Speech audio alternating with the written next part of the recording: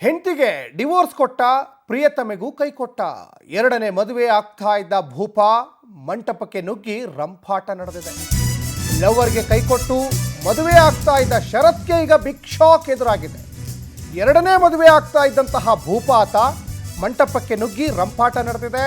ಲವರ್ಗೆ ಕೈ ಕೊಟ್ಟು ಶರತ್ ಎಂಬಾತ ಮದುವೆ ಆಗಲಿಕ್ಕೆ ಮುಂದಾಗಿದ್ದ. ಅವನಿಗೆ ಶಾಕ್ ಎದುರಾಗಿದೆ.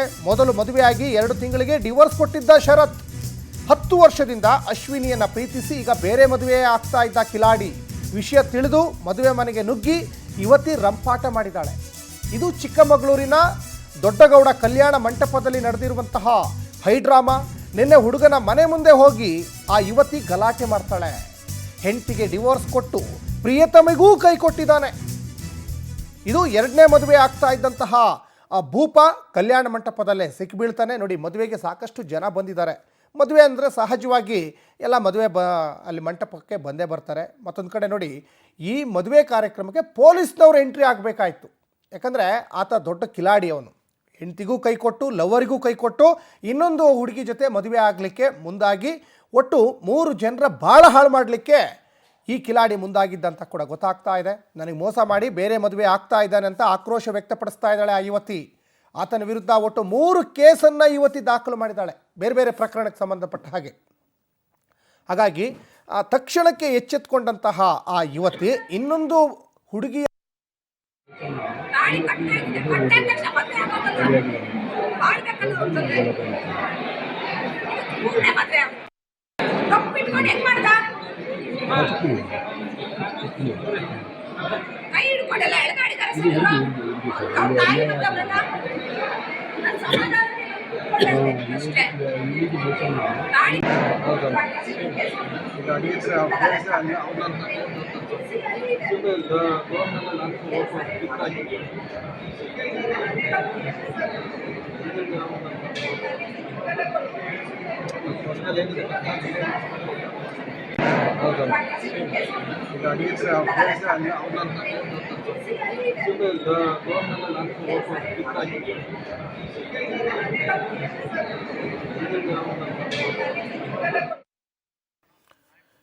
ಈ ಬಗ್ಗೆ ಹೆಚ್ಚಿನ ಡೀಟೇಲ್ಸನ್ನು ನಮ್ಮ ಪ್ರತಿನಿಧಿ ಸಚಿನ್ ಶೆಟ್ಟಿ ಕೊಡ್ತಾ ಹೋಗ್ತಾರೆ. ಸಚಿನ್ ಶೆಟ್ಟಿ, ಇತ್ತೀಚಿನ ದಿನಗಳಲ್ಲಿ ಡಿವೋರ್ಸ್ ಪ್ರಕರಣ ಜಾಸ್ತಿ ಆಗ್ತಾ ಇದ್ದಾವೆ. ಇಲ್ಲಿ ಈ ಶರತ್ತು ಆಲ್ರೆಡಿ ಮದುವೆಯಾಗಿ ಮೊದಲ ಹೆಂಡತಿಗೆ ಕೈ ಕೊಟ್ಟು ಮತ್ತು ಪ್ರಿಯತಮೆಗೂ ಕೈ ಕೊಟ್ಟು 3ನೇ ಒಂದು ಮದುವೆ ಆಗ್ಲಿಕ್ಕೆ ಮುಂದಾಗಿದ್ನ. ಏನು ಕತೆ, ಏನಿದೆ ಇನ್ಸೈಡ್ ಸ್ಟೋರಿ ಸಚಿನ್ ಶೆಟ್ಟಿ?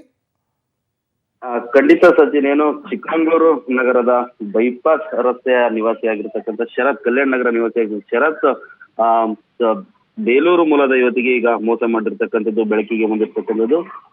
10 ವರ್ಷಗಳಿಂದ ಇವರಿಬ್ರು ಕೂಡ ಪರಸ್ಪರ ಪ್ರೀತಿಸ್ತಿರ್ತಾರೆ. ಶರತ್ ಹಿಂದೆ ಮದುವೆ ಆಗಿ ಸುಮಾರು 2 ತಿಂಗಳಿಗೆ ಡೈವರ್ಸ್ ಆಗುತ್ತೆ. ಅದಾದ ಬಳಿಕ ಏನು ಬೇಲೂರು ಮೂಲದ ಯುವತಿ ಅಶ್ವಿನಿ ಎಂಬ ಯುವತಿಯನ್ನ ಪ್ರೀತಿಸ್ತಾ ಇರ್ತಾನೆ. ಆ ಯುವತಿಗೂ ಕೂಡ ಡೈವರ್ಸ್ ಆಗಿರ್ತಕ್ಕಂಥ ವಿಚಾರವನ್ನ ಮುಚ್ಚಿಟ್ಟಿರ್ತಾನೆ.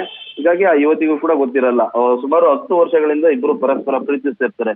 ಕಳೆದ 8 ತಿಂಗಳಿಂದ ಇವರಿಬ್ರು ನಡುವೆ ಒಂದು ಸಣ್ಣ ಮನಸ್ತಾಪ ಆಗುತ್ತೆ. ಆಗಿಂದ ಇಬ್ರು ಕೂಡ ದೂರ ಇರ್ತಾರೆ. ಆದ್ರೆ ಎಲ್ಲ ಒಂದ್ ಕಡೆ ಅಶ್ವಿನಿ ಈತನನ್ನ ದೂರ ಮಾಡ್ಕೊಳ್ಳಿಕ್ಕೆ ಇಷ್ಟಪಟ್ಟಿರಲ್ಲ. ಆದ್ರೂ ಕೂಡ ಶರತ್ ಆ ಯುವತಿಯಿಂದ ದೂರ ಇರ್ತಾನೆ. ಇದಾದ ಬಳಿಕ ಮತ್ತೊಂದು ಮದುವೆಗೆ ಶರತ್ ಸಿದ್ಧತೆ ಮಾಡ್ಕೊಂಡಿರ್ತಾನೆ. ಹೀಗಾಗಿ ಏನು ಈಗ ಮದುವೆ ಆಗ್ತಕ್ಕಂಥ ಯುವತಿಯ ಮನೆಯವ್ರಿಗೂ ಕೂಡ ಶರತ್ನ ಎಲ್ಲಾ ವಿಚಾರಗಳು ಗೊತ್ತಿರುತ್ತೆ. ಆದ್ರೆ ಪ್ರೀತಿಸ್ತಿರ್ತಕ್ಕಂಥ ವಿಚಾರ ಗೊತ್ತಿರಲ್ಲ. ಅಂದ್ರೆ ಇವನ್ ಮೇಲೆ ಇದ್ದಂತ ಕೇಸ್ಗೂ ಕೂಡ ಸ್ಟೇ ತಂದಿರ್ತಾನೆ. ಈ ಒಂದು ಪ್ರಕರಣ ಕೂಡ ಯುವತಿ ಮನೆಯವರಿಗೆ ಗೊತ್ತಿರುತ್ತೆ.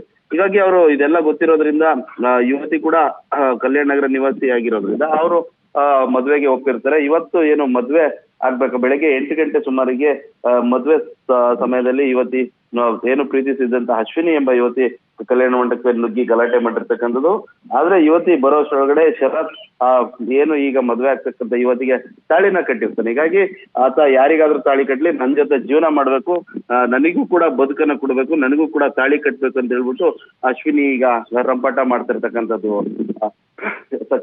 ಸಚಿನ್, ಇಲ್ಲಿ ಬಹಳ ಮುಖ್ಯವಾಗಿ ಆಲ್ರೆಡಿ ಈಗ ಮತ್ತೊಂದು ಹೆಣ್ಣಿಗೂ ತಾಳಿ ಕಟ್ಟಿಬಿಟ್ಟಿದ್ದಾನೆ. ಒಂದಿಷ್ಟು ರಾಧಾಂತ ರಂಪಾಟ ನಡೆದಿರುತ್ತೆ. ಈಗ ಪೊಲೀಸ್ ಕೇಸ್ ಏನಾದರೂ ಆಗಿದೆಯಾ, ಏನ್ ಕತೆ? ಖಂಡಿತ ಸಚಿನ್, ಇದುವರೆಗೂ ಕೂಡ ಯಾವುದೇ ಪ್ರಕರಣ ಕೂಡ ದಾಖಲಾಗಿಲ್ಲ. ಈಗಾಗಲೇ ಏನು ಯುವತಿ ಹೇಳ್ತಿರೋ ಪ್ರಕಾರ, ಏನು ಪ್ರಿಯತಮ ಹೇಳ್ತಿರೋ ಪ್ರಕಾರ ಆತನ ಮೇಲೆ ಈಗ ನಾನು ಈ ಹಿಂದೆ ಕೂಡ ಕಂಪ್ಲೇಂಟ್ ಅನ್ನ ಕೊಟ್ಟಿದ್ದೆ. ಅಂದೂರು ಪೊಲೀಸ್ ಠಾಣೆಯಲ್ಲಿ ಒಂದು ಕಂಪ್ಲೇಂಟ್ ಅನ್ನ ಕೊಟ್ಟಿದ್ದೀನಿ ಅಂತ ಹೇಳ್ತಿದ್ರೆ. ಆದ್ರೆ ಇವತ್ತಿನ ಗಲಾಟೆಯಲ್ಲಿ ಯಾವುದೇ ರೀತಿ ಪ್ರಕರಣ ಕೂಡ ದಾಖಲಾಗಿಲ್ಲ. ಈಗ ಯುವತಿ ಏನಾದ್ರು ಪ್ರಕರಣ ಕೊಟ್ರೆ ಪೊಲೀಸರು ಪ್ರಕರಣ ದಾಖಲು ಮಾಡ್ಕೊಳ್ತಾರೆ. ಆದ್ರೆ ಈಗ ಆಲ್ರೆಡಿ ಷರತ್ತು ಏನು ಮತ್ತೊಂದು ಯುವತಿಗೆ ದಾಳಿ ಕಟ್ಟಿರೋದ್ರಿಂದ ಈ ಪೊಲೀಸರು ಕೂಡ ಯಾವ ರೀತಿ ಈ ಒಂದು ಪ್ರಕರಣವನ್ನ ಸುಖಾಂತ್ಯ ಕಾಣುತ್ತಾರೆ ಅನ್ನೋದು ಕೂಡ ಕಾದು ನೋಡ್ಬೇಕು. ಯಾಕಂದ್ರೆ ಯುವತಿ ಕೂಡ ಅಲ್ಲೇ ಇದ್ದು ರಂಪಾಟ ಮಾಡ್ತಿರೋದು.